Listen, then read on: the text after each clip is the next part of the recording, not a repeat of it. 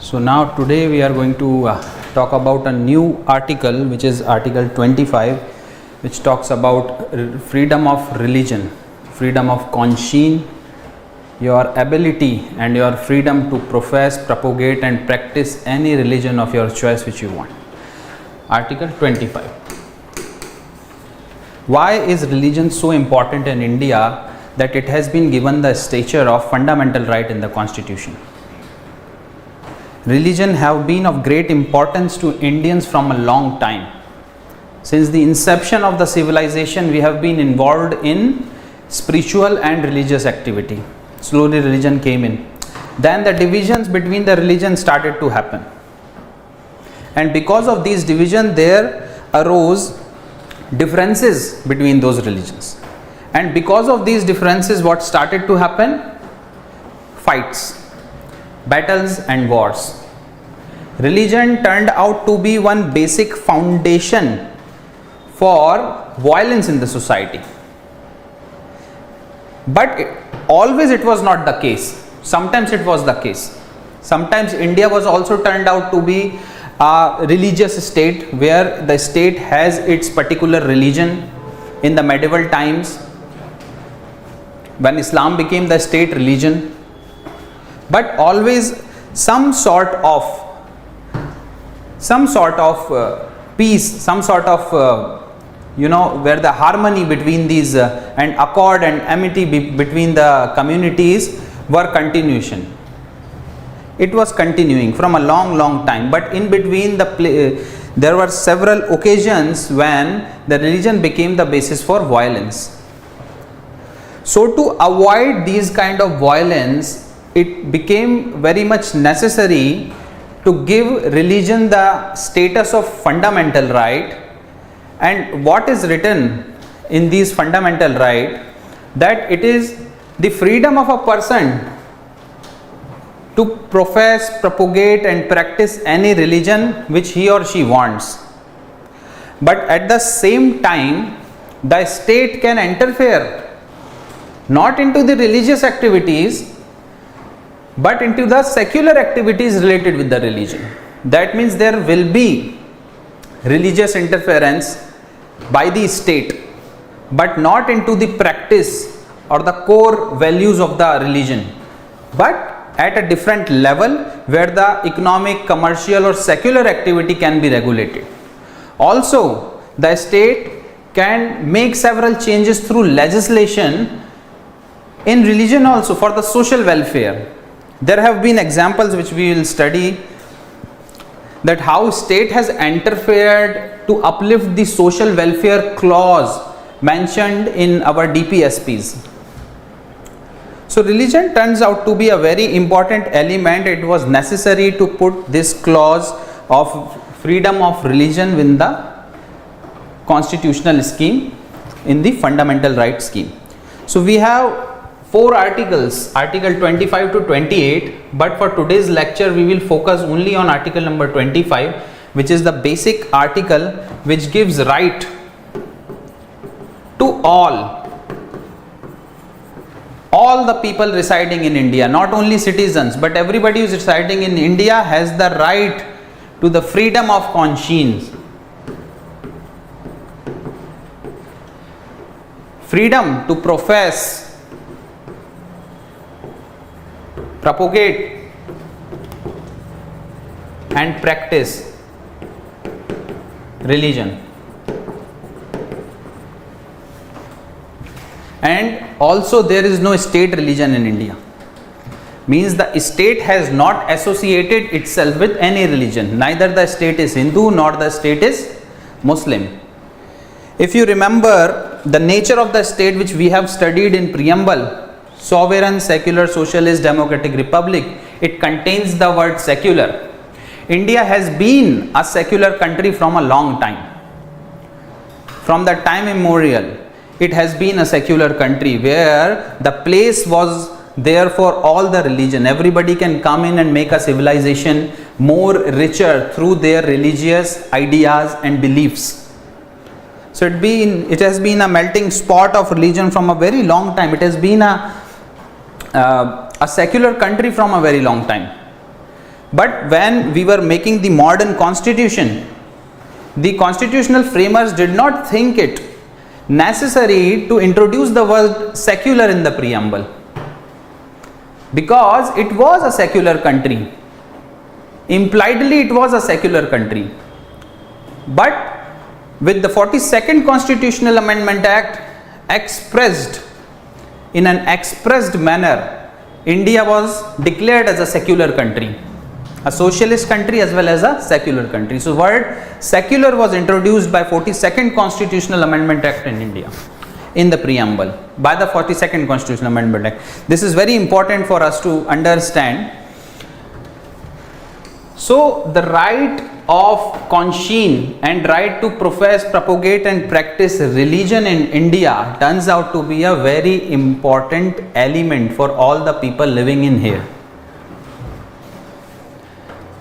As we know, fundamental rights are necessary. Fundamental rights are necessary for the human being to evolve to its optimum level. And a part of human being is religion. Until you give them the freedom to profess their religion, to practice their religion, to have faith in whichever God they want to have faith in, how will they progress? So progress requires a human being to have freedom of choice to choose anything he wants and be liberal with it. So this right has been provided. आपको जो देवता देवी पसंद हो आप उनकी पूजा कर सकते हैं, जिस भी तरह से करना चाहे कर सकते हैं। ये आपको अधिकार दिया गया है अपने फंडामेंटल राइट में, आर्टिकल 25 में ये बात लिखी हुई है। इसका मतलब ये नहीं है, it does not mean that you can hurt the morality, contravene the public order और affect the health of person. Your right is not absolute. Your right has to coexist with other people in the society. आपका धर्म और उससे related आपके जो भी अधिकार आपको दिए गए हैं वो पब्लिक ऑर्डर के बीच में नहीं आना चाहिए कि भाई हमारा धर्म तो कहता है कि मार काट करो,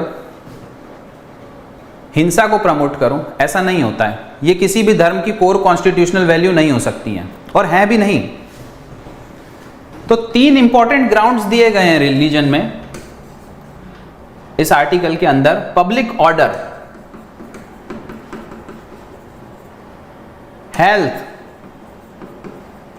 मोरालिटी. पब्लिक ऑर्डर, हेल्थ और मोरालिटी ये चीज डिसाइड करती है. Subject to public order, health and morality you can profess, propagate and practise any religion of your choice, but subject to these. आपको ये अधिकार नहीं दिया जा सकता ना कि आप पब्लिक हेल्थ के लिए पब्लिक हेल्थ पे इफेक्ट कर दें. फॉर एग्जांपल एक रिलीजियस डिनोमिनेशन था जिसमें गंगा में डेड बॉडीज को बहा दिया जाता था. वो पब्लिक हेल्थ हैजार्ड बन जाएगा. If you have to dispose the dead bodies, either you have to burn it or you have to bury it. But आप ऐसे खुलेआम गंगा में नहीं बहा सकते, वो पानी को प्रदूषित करेंगे. गंगा का पानी लोग पीते हैं. So it is a sensitive matter. और यहां पर स्टेट को निकल के आना पड़ता है टू स्टॉप सच प्रैक्टिसेस. ये इंडिया वाला सेक्युलरिज्म है जहां पे स्टेट इंटरफेयर कर सकता है. अगर स्टेट को कहीं पर भी दिख रहा है कि पब्लिक ऑर्डर इफेक्ट हो रहा है, हेल्थ इफेक्ट हो रही है या फिर मोरालिटी इफेक्ट हो रही है. भाई रिलीजन के नाम पर आप द्रौपदी चीरहरण नहीं कर सकते ना. It is against morality. समझ रहे हैं? So it is important. और फिर the other thing which comes up is, if this is religion, let's say this is religion, the Indian way of secularism also says that the state should not interfere in religion, but the state should not interfere in the core values of the religion. Whatever the core values which the religion has, the state cannot change it through legislation or through ordinance or through bylaws or rules or regulation or anything. But with the religion there are several activities which is revolving around it. What sort of activities? There are marriages, divorce. देखिए ना आप, हिंदू में, मुस्लिम में, Christian में, सब में प्रीति रीति सब अलग अलग हैं. Succession, maintenance of temples, maintenance of madrasas and boards, education, several educational element is also present with religion. Religious education is given.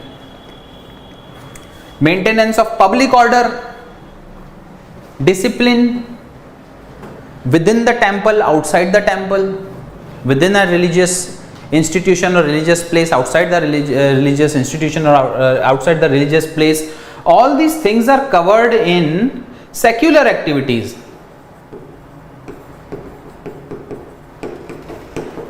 All these things are covered in secular activities. तो state क्या कर सकता है? State can interfere when the matter is related to secular activities. When the matter is related to economic activities, when the matter is related to commercial or financial activities or political activities. Religion से related अगर कोई economic activity है, commercial activity है, political activity है, secular activity है, तो state can interfere through legislation in it.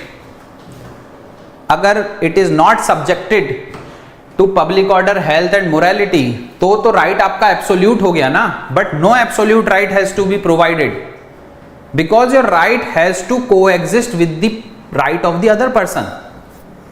So I hope you understand this introduction, what religion is all about in India and how state can interfere in religion. It's an important element of secularism within the country. The state, if you see the Indian version of secularism, the state must not interfere in the core constitutional values of a religion. At the same time, the state must protect all the religion, not one religion or two religions. But at the same time, it should not interfere. But if it has to interfere, it will interfere to protect the morality within the society, the public health and the public order. These things must not be affected because of any religious activity or propagation or practice. So this is the Indian version of secularism. We are not totally irreligious. The state is not irreligious. State respects all the religion completely, totally, all the religion. It helps all the religion to grow. It protects all the religion, but it does not interfere in religious core constitutional values. Also, there is no state religion in India. India is a secular country. So the concept is a bit different from the Western world, where even the establishment of a religious institution, the law cannot be passed by the parliament, neither to protect it nor to remove it. Nothing can be done. State is totally separated from religion. Religion can do whatever it wants. State does all its welfare activities and regulation activities. Whereas in India, religion is an integral part of the life of people, and that is the reason why state has to interfere at some place or the other. नहीं तो क्या होगा? Animal right hurt होंगे, जल्लीकट्टू, ठीक है, loud speakers पे prayer होंगी. अगर स्टेट ने इंटरफेयर नहीं करा तो ये रिलीजन है, तो भाई जो धर्मात्मा हैं, जो इस रिलीजन को प्रोपेगेट कर रहे हैं, प्रोफेस कर रहे हैं, प्रैक्टिस कर रहे हैं, वो तो किसी भी चीज को बोल सकते हैं कि स्टेट इंटरफेरेंस है. लाउड स्पीकर पे अगर प्रेयर हो रही है, भजन हो रहे हैं, आरतियां हो रही हैं, तो क्या हो रहा है? समवेयर और the other it is hurting, it is affecting or it is contravening the right of the other person. Article 21, we know, right to life with dignity. आपको अधिकार है डिग्निटी से जीने का, and one of the element of right to life with dignity is right to life peacefully. You have the right to live peacefully in a peaceful environment. और अगर आप हर समय भजन सुनेंगे बगल वाले मंदिर से, हर समय अगर आवाज़ें आती रहेंगी, तो फिर वो राइट कहाँ तक फॉलो हो रहा है? तो there is where state interferes and tells the religious establishment to stop the loud speakers. You can pray, nobody has stopped you to pray. और लाउड स्पीकर अगर बंद करवा दिया तो कोर कॉन्स्टिट्यूशनल वैल्यू हर्ट नहीं हो रही है किसी रिलीजन की. कोर कॉन्स्टिट्यूशनल वैल्यू बिल्कुल हर्ट नहीं हो रही है किसी रिलीजन की. वो कब होती है? जब किस तरह से आप किसी देवता या देवी की पूजा कर रहे हैं, स्टेट लेजिस्लेशन लाके उसको ही चेंज कर दे. बट अगर उस तरह की पूजा से किसी भी तरह से पब्लिक ऑर्डर हर्ट हो रहा है, या हेल्थ पे इशू आ रहा है, या फिर मोरालिटी पे इशू आ रहा है, तो state will interfere. Slaughtering of cow is banned in India. Why? Because cow जो है that is पूजनीय, it is worshipped in Hindu religion. So it is going to hurt the sentiment of the community. So it is banned in India. Bulls who are above 15 years of age, they are not banned. They can be slaughtered. So these laws, these regulations, these all the government interference has been made with great logic, because consumption of meat has been a important part of the nutritional value of the people. Or just on the name of religion you cannot snatch it. Just because you are a non-vegetarian person does not mean the vegetarian person will interfere in your nutritional needs. But at the same time, if an animal is worshipped in a particular religion and it holds the core constitutional value of that religion from a very long time, then it must be stopped. The slaughtering of cow has been stopped because cow has been mentioned in Rig Vedas. Cow has been mentioned to be worshipped after the Vedic period also. There have been instances where the cow was slaughtered and cow was consumed even in the ancient times. But at the same time, it also holds the core constitutional value, which is where it has been worshipped by the Sanatan Dharma, and so it holds a very important place, and that's why the slaughtering of cow has been banned in India. So you have to understand where the state can interfere in India. The state only interferes in a religion when it has to uphold the public order, it has to uphold the health and the morality. So subject to these.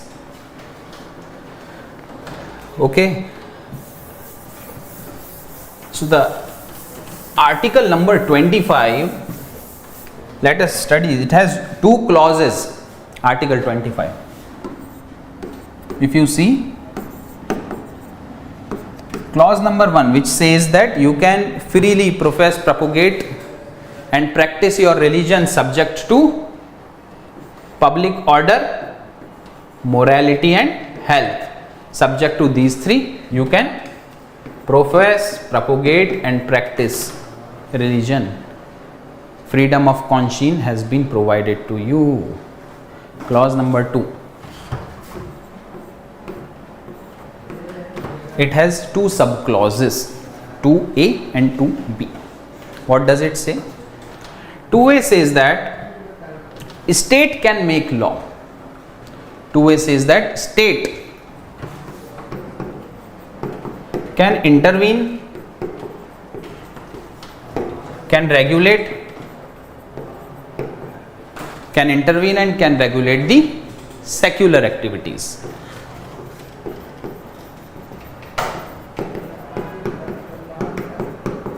State can intervene and regulate the secular activities. Along with the secular activities, state can also regulate the economic, commercial and political activities. clause number B, for social welfare the intervention of state, if it is needed, will be done. State can interfere to uphold the social welfare in the society. So if any religion is trying to hurt the social welfare in the society, state is going to interfere in it. And it throws open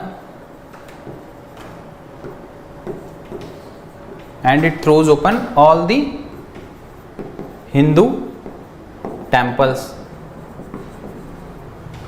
So let us just, what is religion? What is religion and what are the necessary element for some particular denomination to be a religion? It must contain two important things: the individuals and the communities.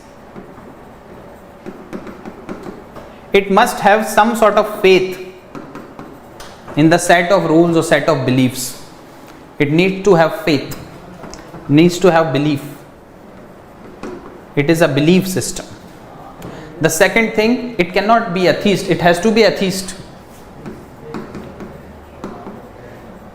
And Supreme Court in one of its judgments said that it is a sort of link between the natural, between the human and the God. So this is what is called religion in India. That it needs to have faith, some sort of faith has to be there among the individuals, among the communities. Along with it, it needs to have the element of atheism, a belief in God. अभी Hinduism में अगर आप atheist हैं तो भी आपको माना जाता है, बट बेसिकली अगर आप देखेंगे तो एथीस्ट की डेफिनेशन थोड़ी सी अलग होती है. द पीपल और the group of people who do not believe in God or any supernatural power are known as atheist. Bhagat Singh turned out to be an atheist. Why I am an atheist उन्होंने लिखी थी. Why I do not believe in God. So these elements are necessary. A set of rules establish होते हैं. Then इसके around they also have their property. अगर आप देखेंगे तो वो प्रॉपर्टी रिलीजियस प्रॉपर्टी भी हो सकती है, सेक्युलर प्रॉपर्टी भी हो सकती हैं. कहने का मतलब है अगर एक लैंड पर मॉस्क बनी हुई है, चर्च बना हुआ है, गुरुद्वारा है या टेंपल है, वो रिलीजियस प्रॉपर्टी हुई ना. और मान लीजिए एक कंपाउंड के अंदर, इस टेंपल के कंपाउंड के अंदर टेंपल तो बना ही हुआ है, साथ में वो एक कॉलोनी भी बसाई हुई है, तो ये लैंड और ये प्रॉपर्टी भी रिलीजियस प्रॉपर्टी हुई. Waqf board, Sunni Waqf board, Shia Waqf board, they hold huge property in India, है ना. तो वो प्रॉपर्टी रिलीजियस मैनर में रेगुलेट होती है by the Sunni board and by the Shia board. ऐसे इंस्टीट्यूशंस के जो हेड होते हैं वो उसी रिलीजन के होते हैं. This is important to remember. अभी सुन्नी वक्फ बोर्ड के जो हेड हैं वो शिया नहीं हो सकते और वाइस वर्सा. हिंदू मठ के जो हेड हैं वो कोई सिख महंत नहीं बन सकते हैं एंड वाइस वर्सा. सो ये जो रिलीजियस डिनोमिनेशंस हैं, जो भी they have a particular belief system, they are atheist, there is some element of God and realisation and the communion between the created and the creator. The things covering all of these is termed as religion. So this is the basic definition of religion. We have already seen how the religion is regulated in India and is subjected to public health, morality and public order. Then comes this thing, secular activities. What can be secular activities where state can interfere? Marriage, let's say. Hindu Marriage Act.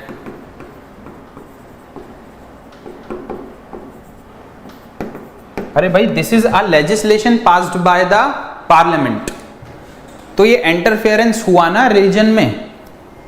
This is an interference into the religion. You have passed an act in the parliament which tells about how the successions, how the marriages are going to be performed in Hindu religion. So monogamy, it's an important part of Hindu religion. If you want to marry the second time, you have to divorce the first wife or first husband. You cannot keep two husbands and two wives at the same time. It's not allowed under Hindu Marriage Act. तो ये क्या कर रहा है? It's a secular activity and it is important for the social welfare, for maintenance of peace and order and morality in the society. And that is the reason why state can interfere and make a law. इस Hindu marriage act में कोई भी चीज ऐसी नहीं बनाई जाएगी जहां पब्लिक मॉरलिटी को हर्ट कर रही हो, या पब्लिक ऑर्डर को हर्ट कर रही हो, या हेल्थ को हर्ट कर रही हो. So that is why the state comes up to make several laws which in a manner are affecting the public health, the morality in the society and the public order needs to be curtailed. और कुछ ऐसी activity जो कि welfare activities हैं needs to be increased. Secular activity कौन सी है? Loud speaker. Loud speaker पे प्रेयर्स होती हैं. सुप्रीम कोर्ट ने कहा this will be subjected to the environmental protection act. Prayer करना कहीं पर भी ये नहीं बोला गया है कि कोर कॉन्स्टिट्यूशनल वैल्यू में आता है रिलीजन के, and then the state can interfere. It has to be subjected to environmental protection act. You understand what is secular activity? Now triple तलाक.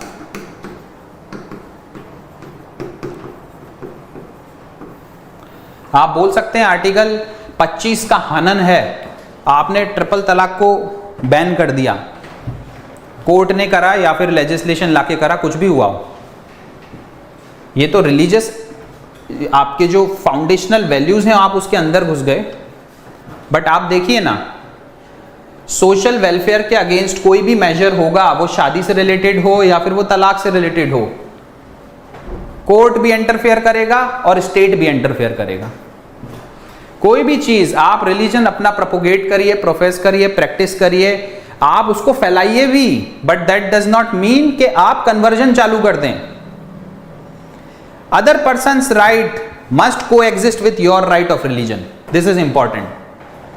अगर आपको अपने रिलीजन को प्रोफेस करने का, प्रोपोगेट करने का और प्रैक्टिस करने का पूरा अधिकार है, तो सामने वाले आदमी को भी है. तो किसी भी फ्रॉड की वजह से, अलरमेंट की वजह से, लालच देके या फिर फोर्स की वजह से अगर आपने किसी भी व्यक्ति को कन्वर्ट करवाया तो पनिशेबल ऑफेंस है. Conversion also includes reconversion. ये जो कुछ भी चला था लव जिहाद और घर वापसी, ये कन्वर्जन और रिकन्वर्जन का एग्जाम्पल है. That is not allowed in India until it is done with fraud, with force or with allurement. कि भाई हमारे रिलीजन में आ जाओ. Many of the missionaries, Christian missionaries used to do in pre-constitutional era that they used to convert the tribal people, giving them allurement. They were saying that economic benefit and social benefit will be given to you. Some of the downtrodden people in the Hindu society got converted to another religion, so to get respect in the society. But if these sort of conversion are done with force, with allurement, with fraud, then it's a punishable offense. That is not allowed in India. It's a secular activity. State can interfere, courts can give orders against these. Important to understand. That's why the triple talaq has been banned. Was against the social welfare. The practice of Jallikattu. Practice of Jallikattu. This was one of the sport of Karnataka. It was a religious sport, and the matter reached the Supreme Court saying that it's a core constitution, core religious value and cannot be banned, but the court has reached an order, a conclusion that it does not form the part of the core religious value, and even if it is banned, the core religious value will not be hurt. कोई फर्क नहीं पड़ने वाला है religion को अगर जल्लीकट्टू को आपने बैन कर दिया तो, बट उसमें जो एनिमल राइट्स का हनन होता है वो नहीं होगा. The animal rights will be protected. In a civilized society, not only human rights are important but also animal rights. You cannot go on consuming indiscriminately the animals. Also, the animal rights needs to be protected by a civilized society. It is the duty of the state and the duty of the court. The environment cannot be exploited on the name of religion. देख भाई, अग्नि को बहुत पवित्र माना गया है इसलिए हम जंगल में आग लगा देते हैं. अरे, that's not allowed in India. According to our constitution, it's a punishable offense. In the name of religion, you cannot go on to hurt the social welfare schemes, to go on and play with the rights of the other person, or hurt the environment in this way, or the animal rights. So secular activities, they can be regulated by the state, and if any secular activities are regulated by the state, nobody can approach court and say that it is infringing Article 25 of the Constitution. It does not. This is clause A. If you see clause B, social welfare, again we have seen the schemes can come up, several legislation can come up for the social welfare of the society, and if it seems to be interfering the religion, it is allowed. It does not infringe Article 25 of the Constitution. For the social welfare, India is a socialist country. Preamble has been amended by 42nd Constitutional Amendment Act to include the word socialist in it. And what socialism means? Social welfare. And for the social welfare, if a state comes up and makes some law, it is allowed to do so. Triple तलाक इसका बहुत बड़ा एक example है. Muslim women were इन अ वे और the other, they were suffering because of this irreligious, I would say, practice. But it was said that it was written in religion. But there were other form of divorces also, which nobody mentions. Everybody mentions only triple talaq. But that practice has to be banned, and it was banned because it was against the right of the women, Muslim women. So the social welfare clause is very important, and the state can interfere wherever it sees that social welfare needs some sort of promotion, and even if it comes up at the cost of religion, it will be done. Although state has to take care that it does not in any way tries to change the religion or the religious practices, only the secular elements related with it. The marriage, the divorce, the successions, and the financial and the commercial activities, the political activities around it, the laws about properties and education. So try and understand the core values of religion. Again, this right is not absolute. If some Hindu comes up and says कि मंदिर को 24 घंटे खोलो क्योंकि मेरे को पूजा करनी है, that's not allowed. You have the right to worship. That does not mean that temples will not get closed. अरे भगवान को भी सोना होता है भाई, पट बंद है, अभी आप मत आइए, कल आना, सुबह आओ, 3-4 बजे भगवान जागेंगे तब आना, अभी नहीं. So all the time your light is not absolute. All the time there are religious gates of a temple cannot be opened up for you. आपको पूजा करने का भी अधिकार है, बट इसका मतलब ये नहीं है कि जहां पे पुजारी पूजा करते हैं आप वहां पहुंचो और कहो कि मेरे को करने दो, मेरा राइट है, आर्टिकल 25 के द्वारा दिया गया है. So your right is not absolute. कुछ कंडीशंस हैं, कुछ लिमिटेशंस हैं, कुछ रिस्ट्रिक्शंस हैं जिसके अंदर वो राइट बंधा हुआ है. So for social welfare state can interfere. Now comes throwing open of the Hindu temple. पहली चीज है, who are Hindus? Who are Hindus? Hindu includes Sikh, Buddhists and Jains. Second thing, throwing open all the temples, Hindu temples for secular activities. There have been temples in India which were only, the access of those temples was only to the upper strata of the society or the upper classes. So to remove the untouchability, state can interfere and throw open all the temples in India. That can be done to remove untouchability. अब क्या हो रहा है यहाँ पे, social welfare का काम हो रहा है कि नहीं हो रहा है? अनटचेबिलिटी को रिमूव करना क्या है? It is the duty of the state to uphold the life, dignified life and liberty of human beings. Does not matter whether high class or low class, downtrodden or not.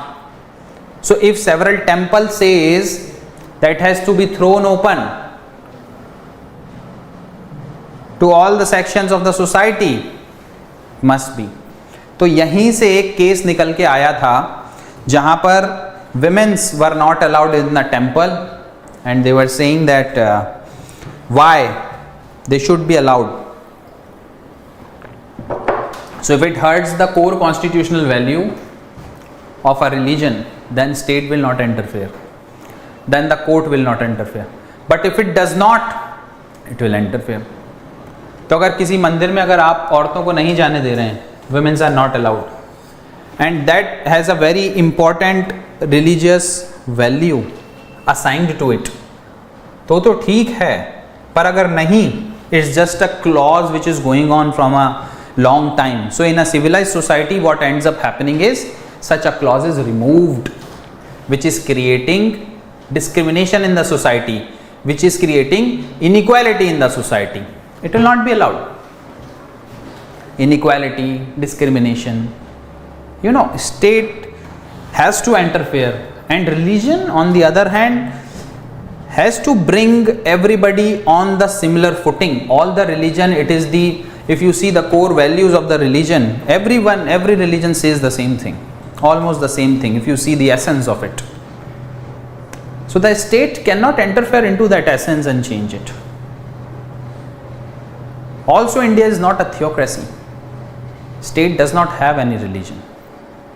The leaders here are secular leaders. So the concept of secularism in India is very beautiful and in total line with the Indian history, Indian culture and ethics and morality of the society. The state interferes where it has to, the court interferes where it has to, and abstains from interfering where it cannot. When something is against the public order, morality or health, something which affects the social order or the secular character of the country, the state will interfere. But wherever the core value of religion are in question, it is outside the ambit of the state to do anything. This is the Indian version of secularism, and it's a beautiful version of secularism, where the Indian state is not irreligious,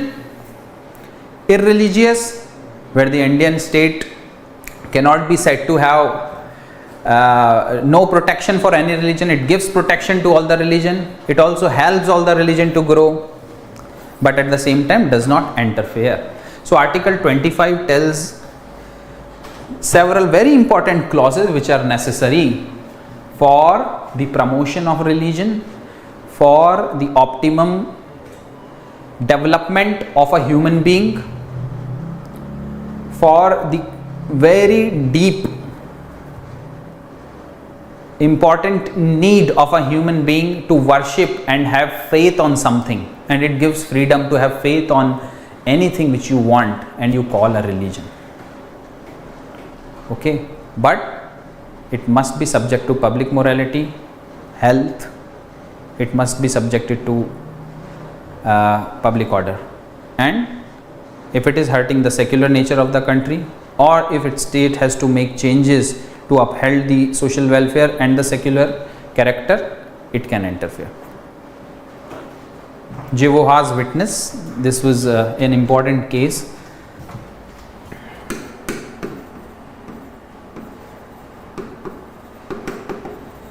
One of the Christian denomination from Kerala.